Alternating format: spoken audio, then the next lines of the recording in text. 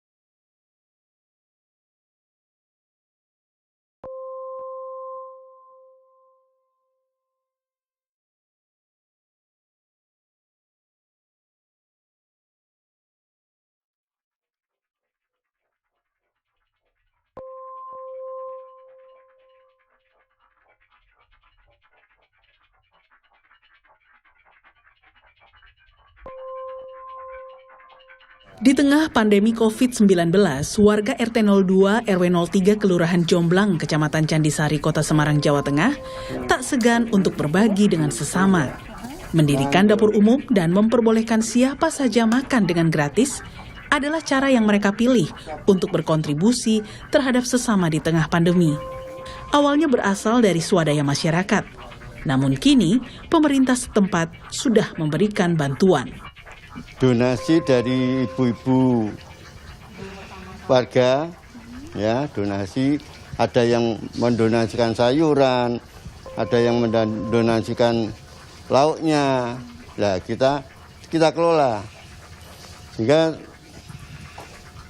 muncullah dapur umum seperti ini. Kalau yang masak dari mana, Pak? Yang masak ya dibantu oleh ibu-ibu. Utamanya ya saya juga ikut masak, tapi juga ibu-ibu membantu kita masak. Ini setiap hari, Pak? Setiap hari ya, sampai COVID-19 tuh rencana saya itu sampai selesai, Mbak.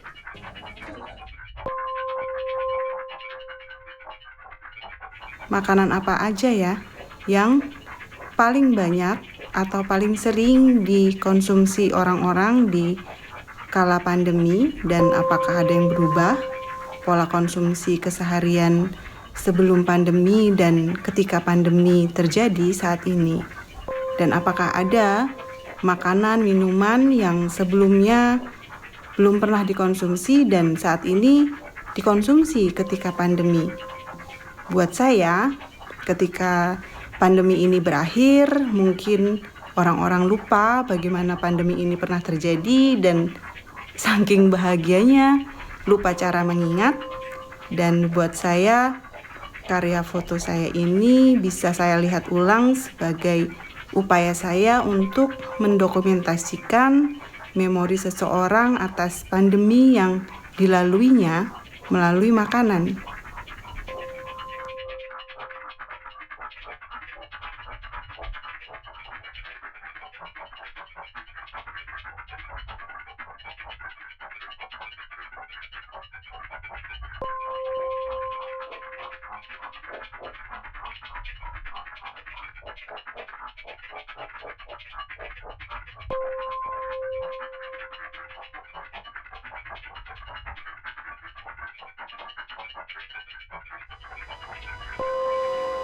Saya merasa bahwa setidaknya memotret benda-benda tersebut adalah upaya untuk memilikinya secara visual sebagai artefak fotografis yang bersifat 2 dimensi.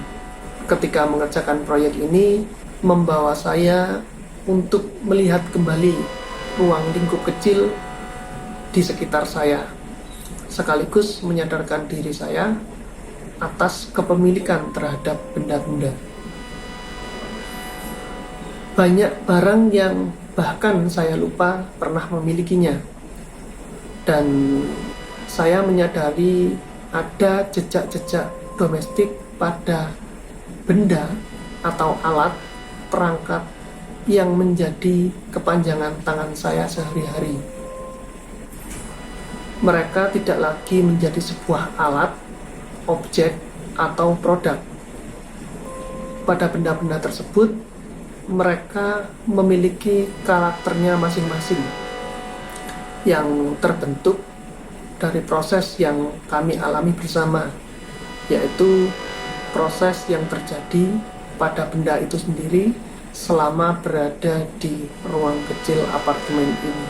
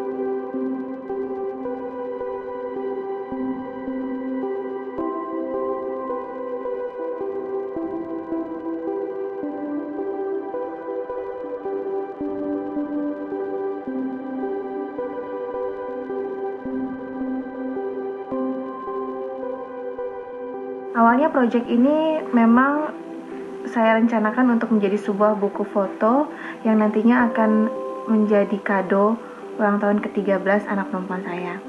Tapi selama proses fotografinya itu sendiri ternyata saya justru menemukan hal-hal yang jauh lebih luas dari sekedar kado ulang tahun.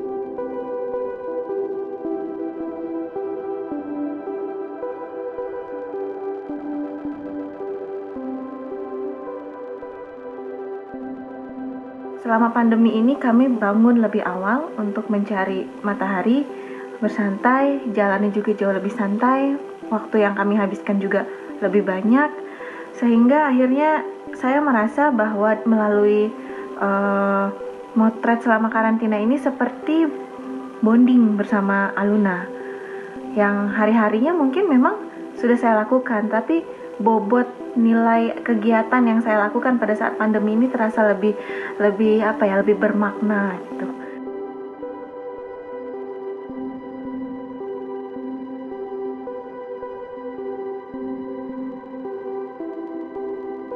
Apalagi anak-anak di tengah pandemi yang harus di rumah aja, tentu bonding sangat diperlukan sekali gitu. Jadi ya proses fotografi yang saya lakukan selama karantina ini ya tidak jauh-jauh dari parenting, tidak jauh-jauh dari bonding.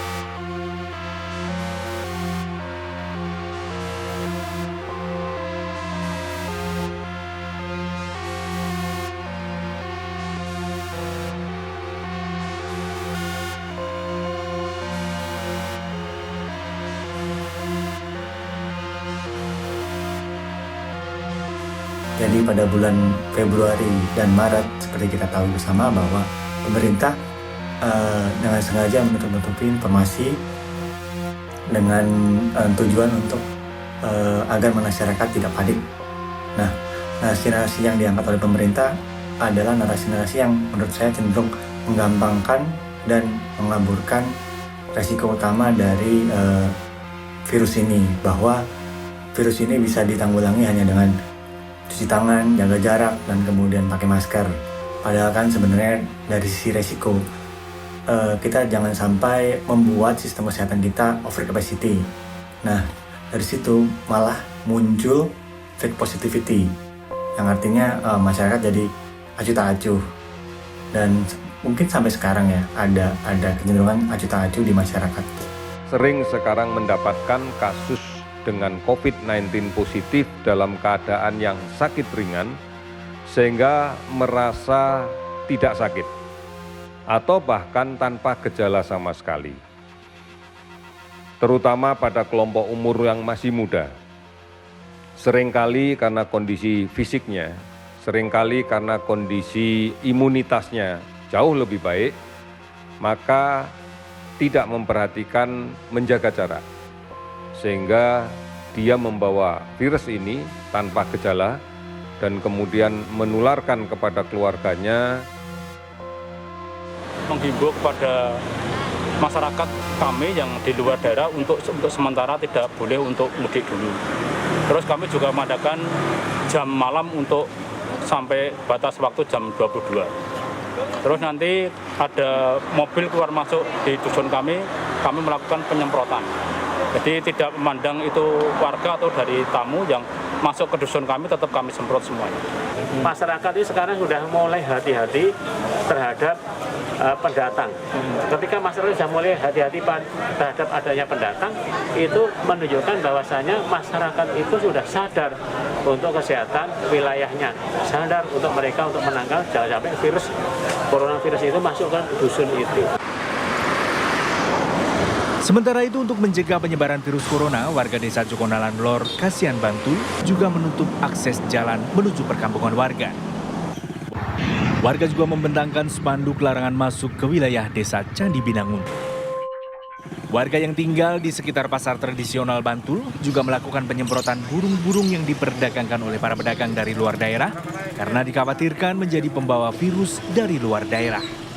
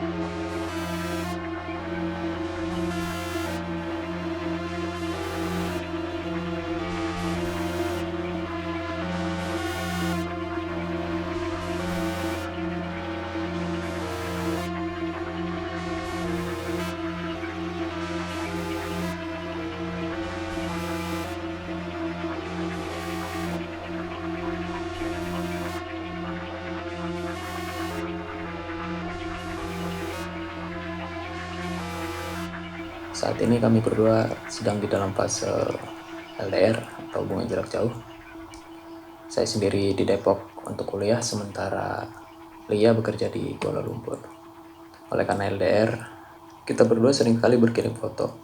Foto dalam hal ini menjadi medium bagi kami untuk berdialog, komunikasi, dan berinteraksi satu sama lainnya. Sering kami menemukan kemiripan ketika saling mengirim foto. Misalnya di hari yang sama itu, kita ternyata sama-sama memotret kucing atau sedang bersuah foto di depan cermin, dan lain-lain lah. Hal ini yang membuat kami berpikir bahwa meskipun berjauhan, kita melihat atau memandang objek yang bisa saja mirip atau bahkan sama persis.